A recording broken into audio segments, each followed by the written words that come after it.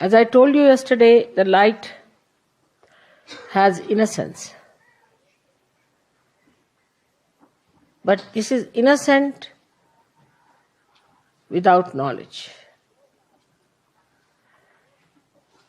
But your light is innocent with knowledge. We always think that the people who have got knowledge can never be innocent, can never be simple. And the idea we have got about innocence is that an innocent person is always deceived, can be befooled, and can be always taken for granted. But innocence is a power. It is a power which protects you, which gives you light of knowledge. Knowledge that we have in the worldly sense is how to exploit others, how to cheat others, how to make money out of them, how to make fun of others, how to look down upon others. But the light of innocence is the light by which you know that love is the highest thing. And it teaches you how to love others, how to care for others, how to be gentle about others. It also gives you the light within. It's just the other way around of this avidya that we have in this world. Just the other way around. The avidya outside teaches us competition, how to put the other person down. Because it has fear. It is insecure. This knowledge is not secured at all. If it had security, it would not have behaved like this. But the light of innocence knows everything. It has no fear. When we say children are innocent, we mean to say that they have that power of innocence. Many times people have noticed if a child falls from a height, he doesn't die.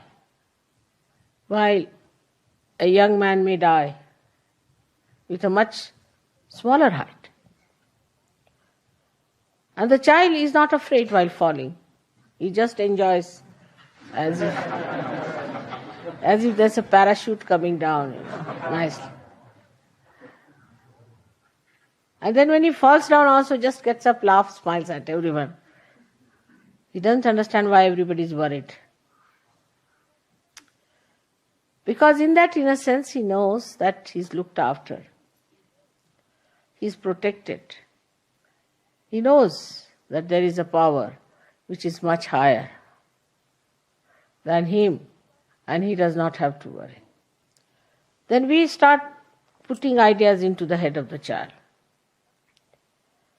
And that is how he starts losing his power of innocence. And he becomes a coward. He becomes a cunning fellow. He becomes an unrighteous personality.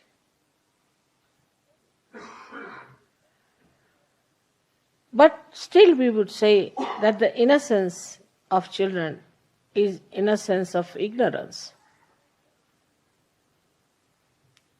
In a way. Because they do not know the dangers of life. But the light of innocence knows all the dangers and also knows how to get rid of it. Also knows how to be away from such a person.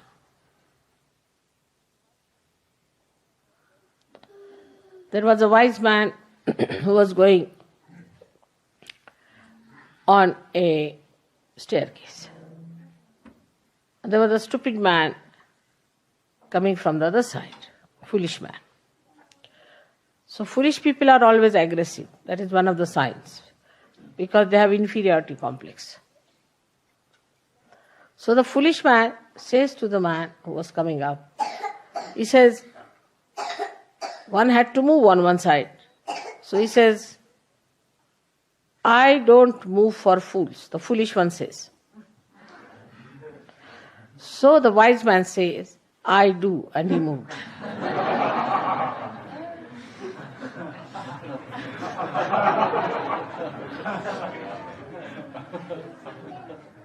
That's how the light of innocence tells you how far to go with a person, how far to talk to a person, how far to indulge in another person's personality or his problems. Otherwise he recedes. He understands that this gentleman is a stupid fool, so I move for a fool like that. He doesn't pay attention to such a person. He doesn't bother about such a person. This is the light of innocence which gives you discrimination. How far to go with others? I love a person. There are many, I love him. All right. Another person may kick you, may hit you, may trouble you, may become absolutely, horribly possessed, but still you are just mad or in love with that person without any self-respect. This comes because there is no... You may be innocent in a way, in a worldly manner, but you are not enlightened and innocent. When you are enlightened and innocent, then your innocence is a power which gives you, first thing is discretion. Supposing you take a light in your hand. Now you know whether it is a snake or a rope. But if there is no light in your hand, you cannot see. But even supposing it's a snake, you might run away. Or if you are a stupid fool, you will say, all right, come and bite me. I would like to see how it works.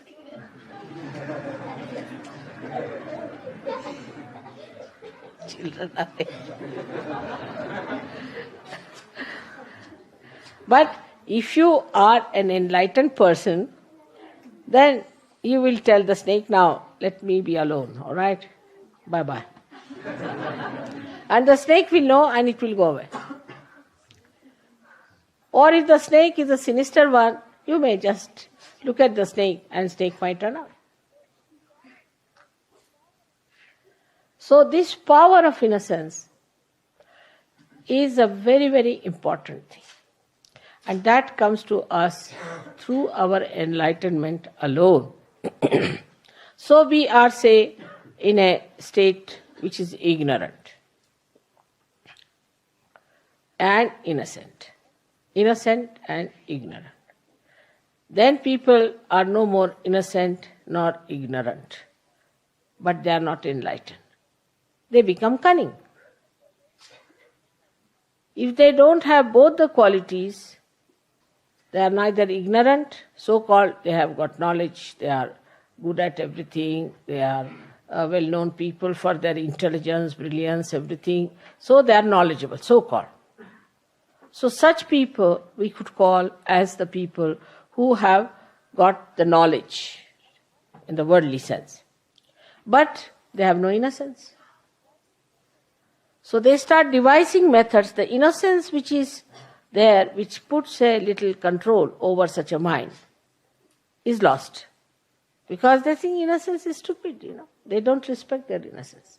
So they start maneuvering people, doing violent things, doing harmful things, saying nasty, sarcastic things. All these things the brain starts working. Because it cannot get back to its innocence. So we don't like such people later on, we don't want them. Then they develop ideas that we are higher people, we are chosen people, we are better people. Then they develop all these ideas. Then all of them club together. So ignorance is added as a so-called knowledge, you see. Inside is completely ignorance. Outside is knowledge. And added up like that. They do not want to seek there, inside. And they are satisfied with their outside so-called knowledge. And they go ahead with it. And once they break their heads, then they realize, oh God, what was it? Inside is all darkness. We cannot live with all the windows closed hermetically and the sun shining outside. We have to have light inside to see for ourselves what are we, what are our powers, how far we can go, how we are working out ourselves, our lives, our aims.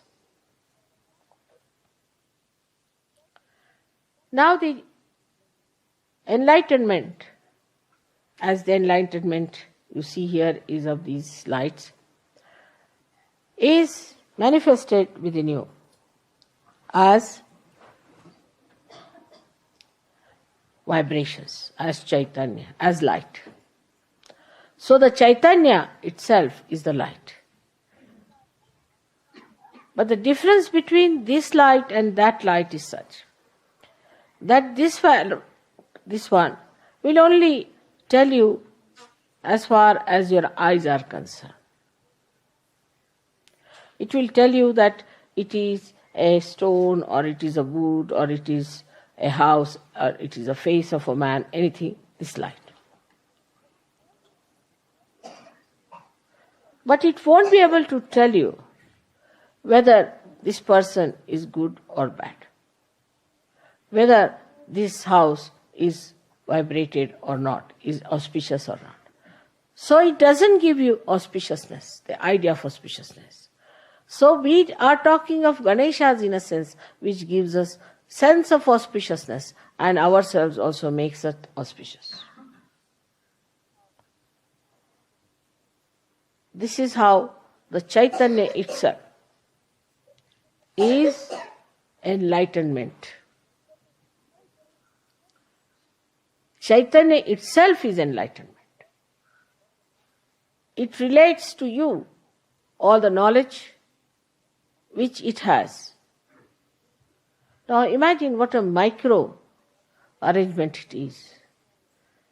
That the Chaitanyas which are small, like we can say little round valayas, small ones, they have intelligence in them and discretion built in them